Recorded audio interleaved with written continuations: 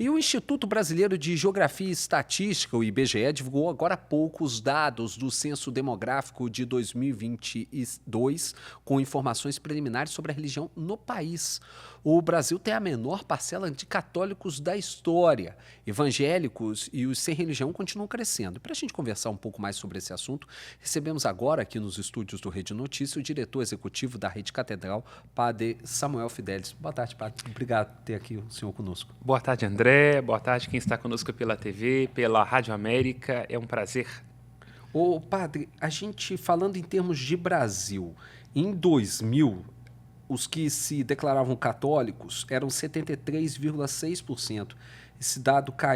Esse número caiu para 56,7%. A gente teve um aumento significativo dos evangélicos, mas o número de pessoas também sem religião vem subindo ano a ano. A que a gente pode acreditar isso, Padre?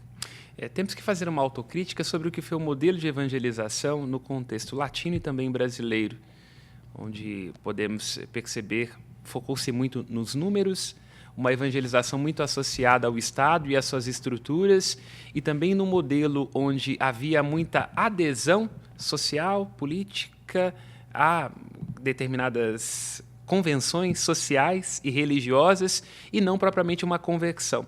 Agora, evidentemente, particularmente o catolicismo sofre com isso, na medida em que nós verificamos que, de fato, nós tínhamos muitos católicos de número, ou não praticantes, ou católicos por tradição, e não autenticamente pertencentes à igreja. Embora a gente ainda seja a maior parcela de pessoas, né, que declaram ter uma religião, mesmo os que não declaram sem ter religião, mas é preocupante essa queda, Padre, ou realmente começa a se identificar realmente aquele que é católico mesmo de verdade, que pratica os dogmas da Igreja Católica? Nós podemos ver nessas três perspectivas. Eu diria que a primeira delas é uma preocupação, porque evidentemente os números são indicativos de uma certa tendência, então temos que perceber em que medida o catolicismo está perdendo aderência naquilo que é a realidade de cada um de nós.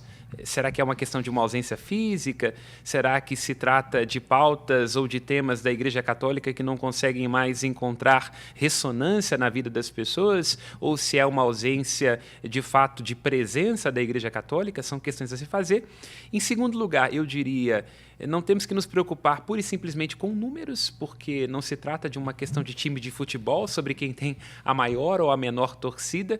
E no terceiro, de fato, uma provocação para que a Igreja possa rever sobre em que medida nós estamos levando as pessoas a fazer uma experiência de Jesus Cristo e em que medida ela está conseguindo traduzir sua beleza, suas riquezas, sua atratividade, de modo a continuar fazendo sentido que pessoas se tornem católicas. Em Minas Gerais, essa diminuição é menor. Em 2000, a gente tinha 78,7% dos mineiros se declarando católicos, caiu para 70,4% em 2010 e em 2022 são 63,5%. Se a gente for levar em consideração o aumento dos evangélicos, a gente está vendo, em 2010 eram 20%, em 2022, 24%. A gente tem um crescimento aí de algo em torno de 20%.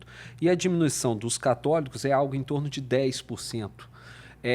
Será que esse público está migrando de uma vertente do cristianismo para outra? Você acredita nisso? Eu penso que hoje não há tanto um movimento, como se caracterizou em outros momentos, de uma migração muito intensa entre católicos e evangélicos, porque penso que o catolicismo também tem passado por uma espécie de ressurgimento, muito capitaneado na dinâmica das redes sociais, essa procura do fortalecimento de uma identidade católica. Eu diria que há fatores que agora são determinantes. O próprio censo aponta que as pessoas 70 a mais tendem a ser aquelas com tendência maior a serem católicas por questões de tradição.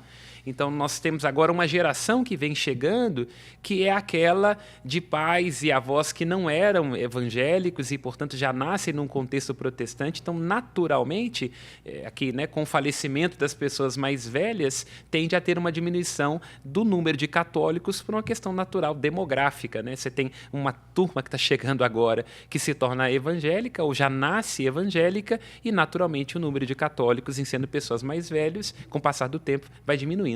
Padre, uma provocação mesmo. Uma das marcas principais do papado de Francisco era uma igreja mais próxima dos seus fiéis.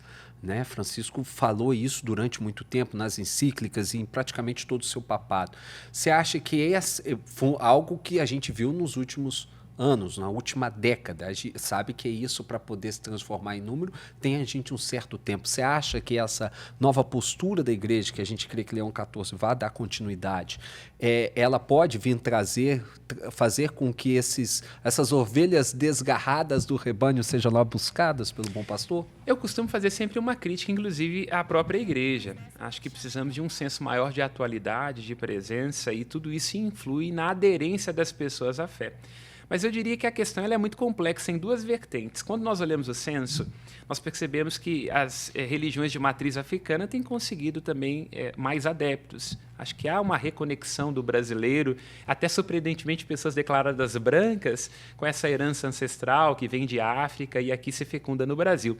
Mas, ao mesmo tempo, quando eu vejo o maior grupo de evangélicos crescendo, que é da Assembleia de Deus, eu não saberia dizer se exatamente eles são um paradigma de modernidade. Então, pelo contrário, né? Eu acho que há aí uma presença na mídia, nas esferas políticas, a própria ideia do fortalecimento da identidade, a própria capilaridade que eles têm com as músicas gospel, que influencia também no fato de que eles consigam mais adeptos. Então, eu diria que esse censo ele tem que ser olhado na perspectiva de que dinâmicas de migração, de aderência a essa, aquela prática religiosa e espiritual, não são uma matemática simples, porque ele aponta para lados que, se a gente for colocar numa matemática pura e simples, sem tratar os dados, entra num paradoxo. Por que desse lado de cá, que está mais aberto à diversidade, seriam, por exemplo, as religiões de matriz africana, cresce, e do lado de cá também, onde você tem uma doutrina, como é o caso da Assembleia, mais rígida, ligada à teologia da prosperidade, cresce também. Aí a Igreja Católica fica um pouco nesse meio. Aí diria, a provocação da igreja de se rever e também pensar em que medida conseguimos atrair para o mistério de Jesus Cristo e para essa que é a nossa doutrina católica, mas, ao mesmo tempo, também tendo consciência de que, na modernidade, é bom esperar um pouco mais de tempo, porque se a gente segue uma tendência ou a outra, a gente termina ficando pelo caminho, né? Porque agora cresce e aí depois decresce. Tudo muito efêmero. Muito efêmero. Obrigado, Padre Samuel Fidelis. Sempre um prazer ter o senhor conosco aqui. Eu que agradeço, é um prazer.